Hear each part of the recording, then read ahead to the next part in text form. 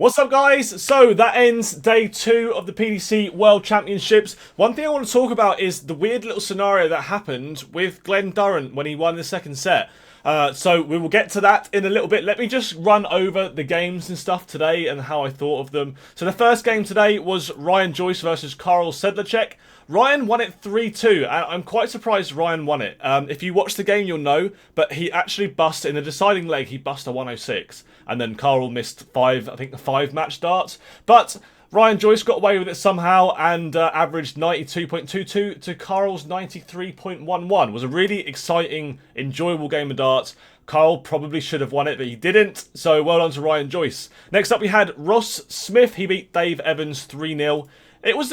Ross Smith played well. It kind of went the way that I expected it to do. I thought that Ross would dominate basically, like, pretty much based on experience, which definitely was the case. He definitely had more TV experience and stage experience, and it come across. David Evans did play very well, but he missed a lot of crucial doubles and big numbers in really crucial times. So we're definitely going to see a lot of David Evans in the future, but Ross Smith did well in this one, played really well, won that one 3-0. He averaged 93.18, and Dave Evans averaged 91.89. Next up, you had William O'Connor versus Niels Zonneveld.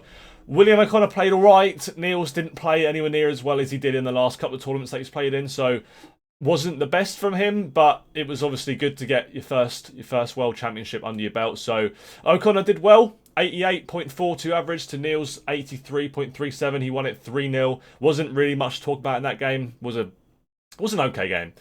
Then we had Chris Dobey versus Jeff Smith. Jeff Smith went 2-0 up in this game, and Chris Dobey managed to battle back, won it 3-2. It was an okay game for the first sort of couple of sets, and then Chris Dobey decided to up the tempo, play a lot better, and it ended up with Chris averaging 96.26 in a 3-2 victory over Jeff Smith's 95.21. It was a good game of darts. It started off a bit slow, but it got really good. So yeah, decent game of darts. Very impressed. Next up, we had Max Hopp versus Gordon Mathers. Gordon was, I don't know if it was nerves. He didn't play as well as I kind of thought he would. I thought a qualifier who's won a few of the Australian tours would have probably done a little bit better than that. But anyway, 3-0 Max Hopp. Max averaged 94.94. Gordon averaged 81.03. Max looked pretty good there. So could be Max's tournament. Who knows? Callan Ritz and James Bailey. This was a really impressive game. I wasn't expecting this to be as good as it was, but it turned out to be really good. I actually really enjoyed watching this. Callan won 3-1. He averaged 93.53, and James Bailey averaged 89.79, but he played really well. It was good. It was nice to watch him play.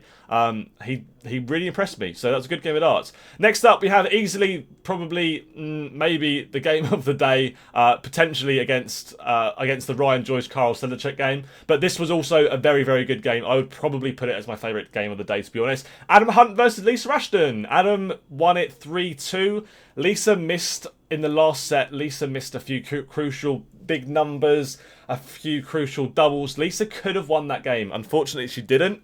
But it was nice either way. I was happy either way who won that game. I would like to have seen Lisa won, but I like watching Adam Hunt play. He seems like a really nice person as well, so I can't complain with that one. Well done to Adam. He averaged 94.29 in that match. Lisa averaged 91.33. She played really well. It was a good game of darts. Very competitive game of darts. Very exciting game of darts. And on to the last match was Glen Durrant versus Diogo Portela. Unfortunately, Diogo didn't quite live up to yesterday.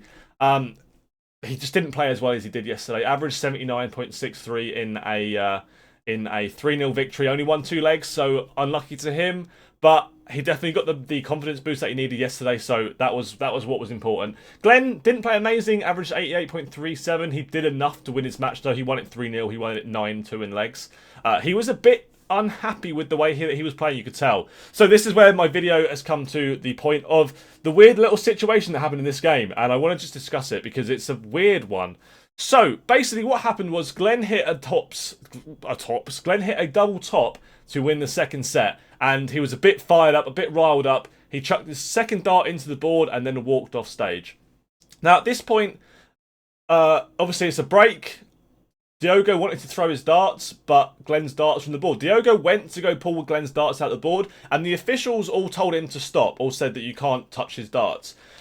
So then it goes for a break, they come back, and we're told that the reason they couldn't touch his darts was because of COVID reasons, was because of COVID, obviously, which makes sense, you know, that is the reason, that is why people can't do anything, that makes sense. But what doesn't make sense is the fact that Diogo couldn't touch his darts, none of the three officials on the stage could touch his darts, but before the match, Diogo and Glen shook hands, so they've touched each other then. During the match, bounce outs have happened, and the referees have picked up the darts off the floor and given the darts to the player. So it just doesn't make any sense. There's another argument that I know people are going to make, which is the whole you can't pull someone else's darts, you can't retrieve someone else's darts for them.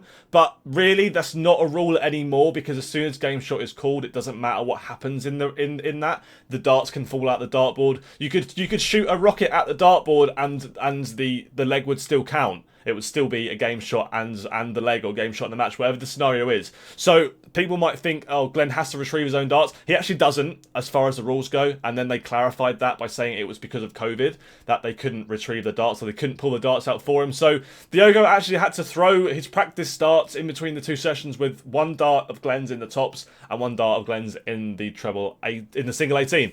So weird situation. I don't know why they didn't just pull his darts out if they're worried about it. Like they can shake hands before the match, they can have a little cuddle after the match, but they can't touch each other's darts because of COVID. It doesn't make any sense at all. Weird one, I know. Let me know your thoughts in the comment section below. What was your guys' standout match for today's games? I'd love to know your guys' thoughts. And yeah, anyway guys, thanks for watching the video. Hope you enjoyed it, and I'll see you guys in tomorrow's stream. Also, well done to Danny, who won the darts today and a shirt. So congratulations to you. There'll be another set of darts to be won tomorrow and another shirt to be won tomorrow. So if you want to come and win a set, come and join.